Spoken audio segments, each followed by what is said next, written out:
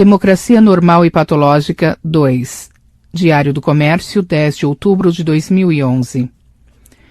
Não é preciso dizer que situações especiais podem induzir quaisquer das duas facções maiores a inverter sua política habitual em vista das conveniências e oportunidades. O governo petista, ao adotar controles monetários ortodoxos para escapar a uma crise econômica, e a administração Bush, ao criar um sistema de vigilância interna quase socialista depois do 11 de setembro, são exemplos notórios. Fatos como esses bastam para demonstrar que a democracia saudável é a administração bem-sucedida de um conflito insolúvel, destinado a perpetuar-se entre crises e não a produzir a vitória definitiva de uma das facções. Desde o início, a democracia tem encontrado no equilíbrio instável a regra máxima do seu bom funcionamento.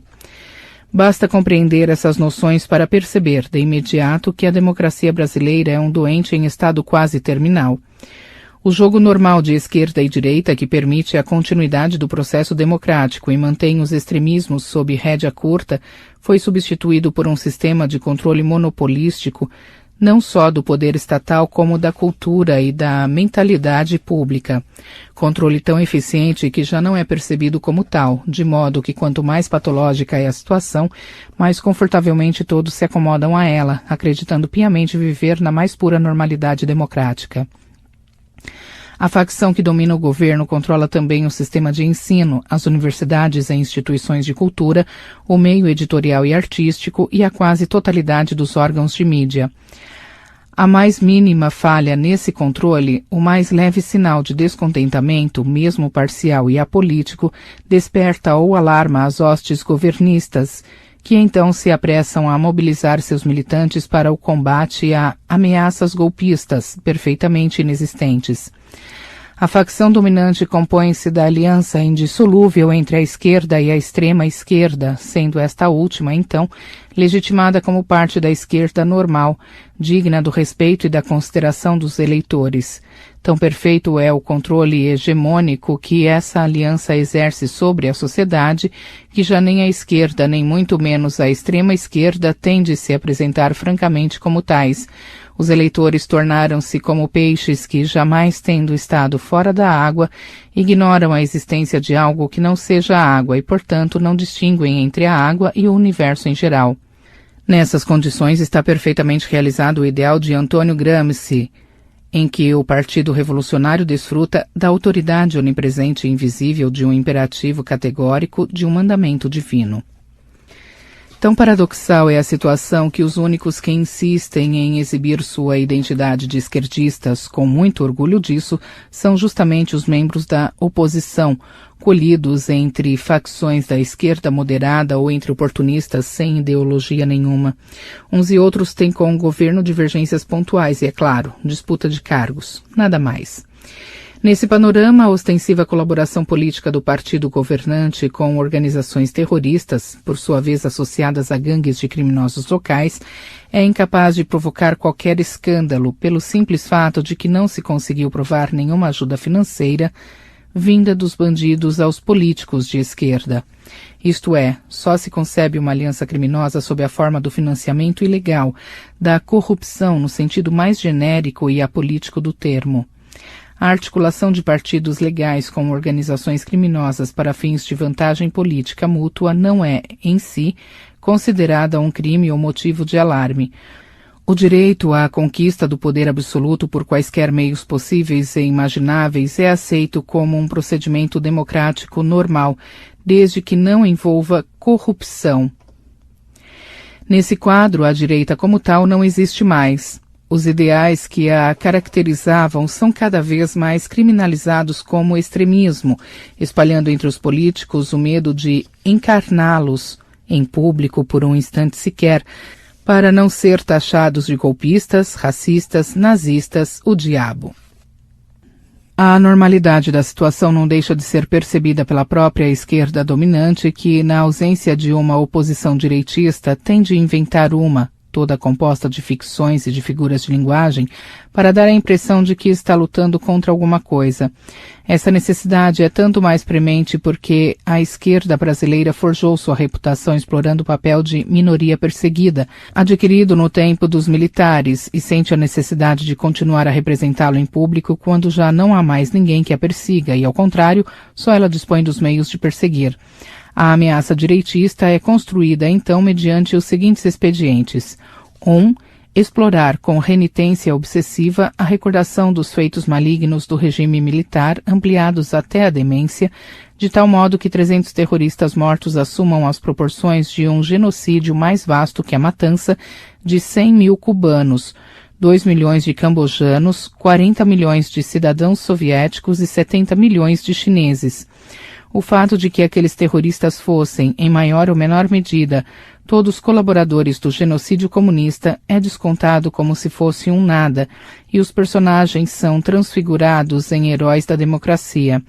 A menor tentativa de recolocar os fatos nas suas devidas proporções é rejeitada, inclusive nas universidades, como um sinal ameaçador de golpismo iminente.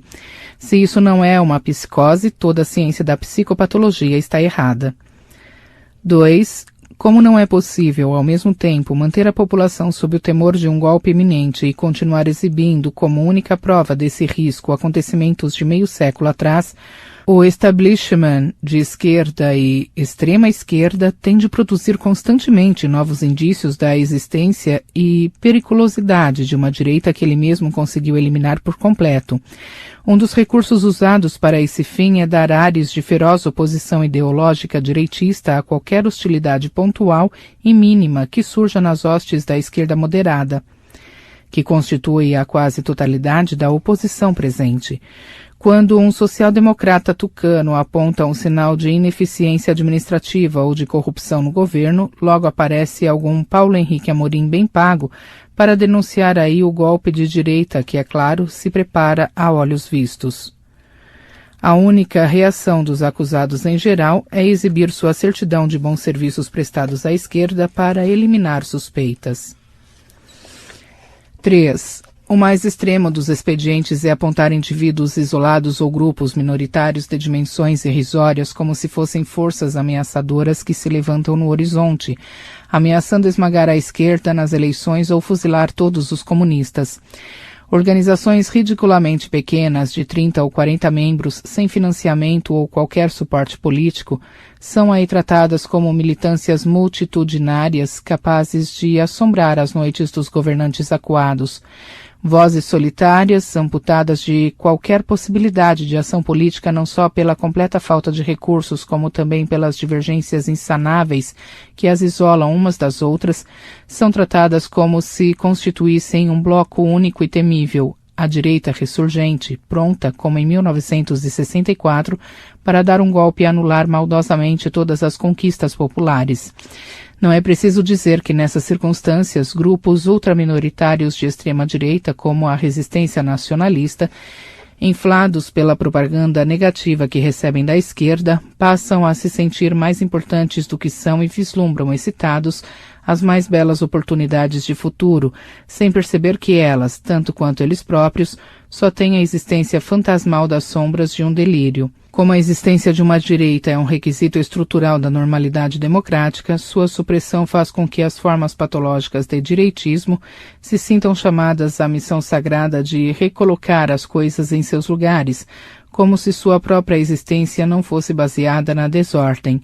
Também não é de espantar que o medo autoalimentado que viceja na alma da esquerda a leve a não contentar-se com o combate verbal, mas, num paroxismo de temor paranoico, a tomar medidas práticas para defender-se de adversários microscópicos, tomando coelhos por leões e julgando que privar um Júlio Severo dos meios de sustentar sua mulher e filhos é um feito heróico, uma vitória espetacular contra a ameaça reacionária rediviva. Também não é de estranhar que os descalabros cometidos nessa luta contra fantasmas acabem produzindo no povo alguma hostilidade real contra o governo, extravasando em movimentos repentinos e sem nenhum conteúdo político ideológico substantivo, como a Marcha para Jesus ou a Marcha contra a Corrupção, e fazendo com que a esquerda creia ter encontrado, por fim, a prova da realidade de seus piores pesadelos, sem notar que ela própria os produziu por excesso de precaução louca. A coexistência pacífica das instituições democráticas formais com a total supressão da concorrência ideológica que define as democracias saudáveis, eis precisamente o que caracteriza a situação brasileira atual. É um quadro nitidamente psicótico, onde tudo é mentira, fingimento e pose. A farsa existencial com que a esquerda governante inventa inimigos para camuflar seu controle hegemônico tornou-se norma e padrão para o país inteiro, invadindo as consciências e expelindo cada pensamento para longe da realidade. Quem quer que, num momento de sanidade, ouse enxergar as coisas como são, sente-se imediatamente aterrorizado, ansioso para mergulhar de novo no oceano turvo de alucinações que assumiu o nome de normalidade.